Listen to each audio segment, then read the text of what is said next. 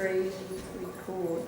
The media is full of stereotypes. In fact, it's the main thing that keeps them alive.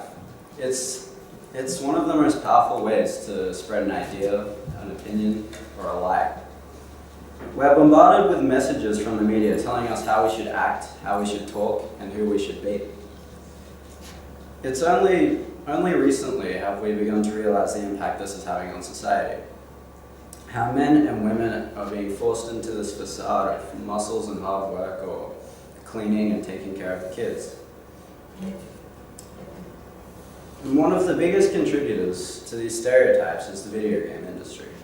So many games have ridiculous characters performing impossible feats, and in most cases these lead roles are given to men, while leaving the female characters to be the damsel in distress or just there for show. However, in recent years, some developers have been trying to defy these usual representations of men and women and leave a positive mark on the gaming industry. The 2008 game Mirror's Edge is one of many that are trying to change the way we see men and women in games. It takes place in a slightly futuristic city where a totalitarian government watches over it and controls everything. A small group of couriers called runners roam the city trying to find a way to bring the government down. This is where the main character comes in, Faith Connors. She's instantly shown as a very independent person, relying on nothing but her free-running skills alone to traverse the city while avoiding the police. As soon as the developers started making this game, they knew they wanted a strong, independent female character as the lead role. And they wanted it to be someone who was more realistic than anything you'd normally find in games.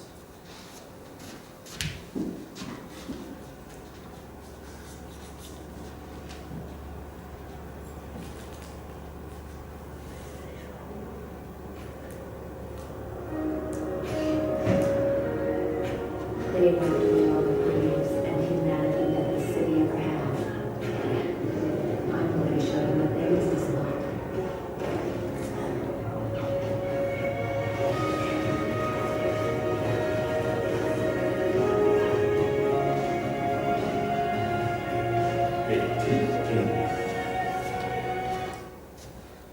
So the first thing you see in this video is only her face, and nothing more, just so you can see who she is. There's no shots of the rest of her body because that's not what they want you to focus on.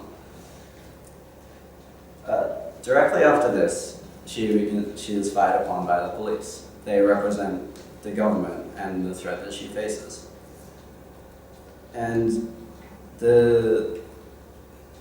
after this, when she begins to run, a flock of birds, pure white birds, doves, are scared off by the gunshots. This is supposed to be a symbol of the corrupt government, as the doves are supposed to be a symbol of purity. The words she then says are that they wiped away all the grittiness and humanity the city ever had, and that she is going to show them that they missed the spot. She's not afraid to take on this threat. She knows she's as powerful as anyone else. Now, you then see her from the viewpoint of a helicopter. You can see the clothes that she's wearing, and it's nothing flashy. It's all clothes that someone like her would be wearing to do her job.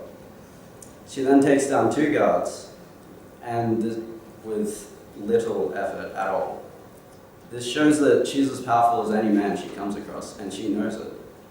She then goes on showing her skill traversing the rooftops and goes on to do a leap of faith. And at no point in this video does she rely on anyone else but herself. But at the same time, nothing she does is impossible.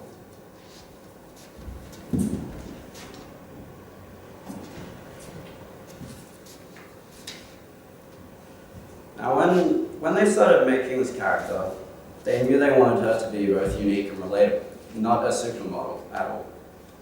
The reason she's Asian is because it boosts her individuality. In Western society, the media is full of Western people, so when you see an Asian as the lead role, she's instantly more memorable. Here's a quote from Owen O'Brien, who was the lead developer on the game. "I wanted a strong female character, one that would appeal to women just as much as men. A truly human heroine that although athletic and attractive, was not at all over-sexualized.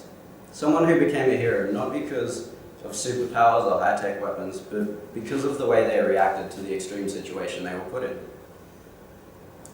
Someone who looked iconic and aspirational without being unattainable. And you can see by this that every aspect of her is there for a reason. Looking at the picture on the screen now, you can see her standing above the city with 4 police cars at the bottom.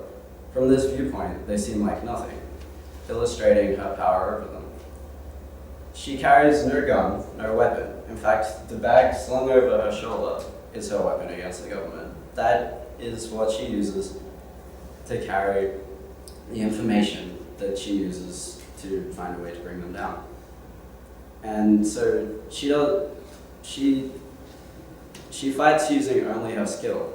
She doesn't need anything but that. Her free running symbolizes both the physical struggle that comes with the world she lives in and how she is able to overcome it. Even her name, Faith, was carefully chosen, as the premise of the entire game is taking that leap of faith. On a final note, in the first couple of years after the game's release, over 2.5 million copies of the game were bought, which is quite high considering the developer wasn't very well known at the time. The game received numerous positive reviews mentioning unique and memorable gameplay with well-designed scenes and characters, the proof of their success.